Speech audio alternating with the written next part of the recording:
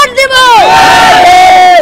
আমরা সরকারকে হুঁশিয়ারি দিচ্ছি, ছাত্রদের পালস বোঝেন, নাহলে আবার ভুল হবে। কিন্তু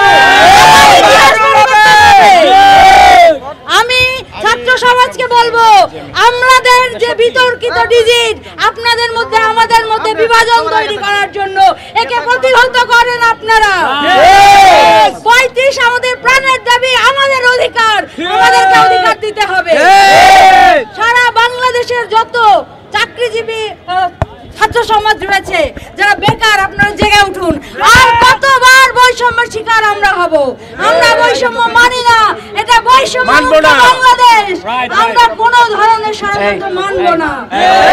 30 তারিখের জন্য আপনারা সবাই প্রস্তুতি নেন। আর পুলিশি বাধার বিরুদ্ধে জেলা উপজেলা বিভাগে আপনারা জেগে উঠুন, প্রতিবাদ করুন, বিক্ষোভ করুন।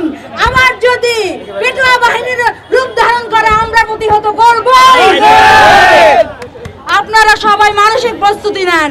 আমরা 144 ধারা ভাঙবো যদি আমাদের কোনো দাবি মেনে না নেয়। প্রিয় 35 প্রত্যাশী ভাই বোনেরা, আপনারা জানেন এই যৌক্তিক দাবিটি বাস্তবায়নের জন্য আজকে আমরা মাঠে নামেছি, কিন্তু প্রশাসন আমাদের 144 ধারা সমাগমের মাধ্যমে আমরা আমাদের দাবিটি রাজপথে আমরা বাস্তবায়ন করব। ধারা আমরা মান্য করব না। আমরা আমাদের যৌক্তিক দাবির জন্য আমরা 12 বছর আন্দোলন করেছি। আমরা 30 তারিখের একদিনও আমরা আর ধৈর্য ধরব না। আমরা সেদিনই সারা বাংলাদেশের শিক্ষার্থীদের নিয়ে আমরা রাজপথে আমরা এই দাবিটি বাস্তবায়ন করতে চাই। আমি সারা বাংলাদেশের শিক্ষার্থীদের জানিয়ে দিতে চাই, আমাদের যে ঘোষিত যে আমাদের কমিটি ছিল, আপনারা সবাই আমাদের সাথে যোগাযোগ করুন।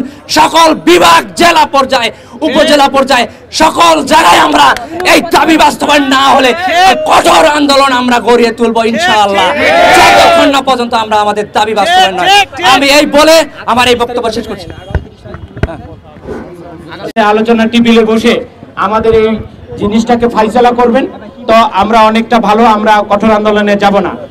যদি ওনারা 30 তারিখের মধ্যে আমাদের সাথে না বসেন, তাহলে আমরা 144 ধারা না, এর উপর কোনো যদি জারি থাকে সব ভঙ্গ করে আমাদের দাবি, আমাদের ক্ষুধা, আমরা সেই ক্ষুধা কিন্তু নিবারণ করব।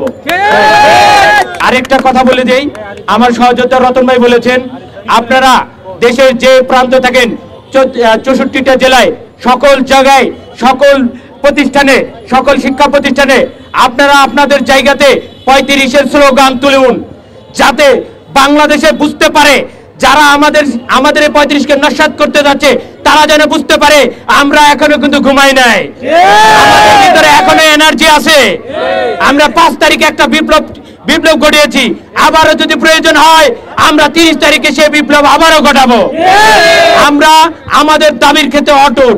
স্বৈরাচারী শাসকের ক্ষেত্রেও আমরা বুকে বুলেট পেতে নিয়েছি, তখনও আমরা রাজপথ থেকে যাইনি, এখনো আমরা রাজপথ ছেড়ে যাব না।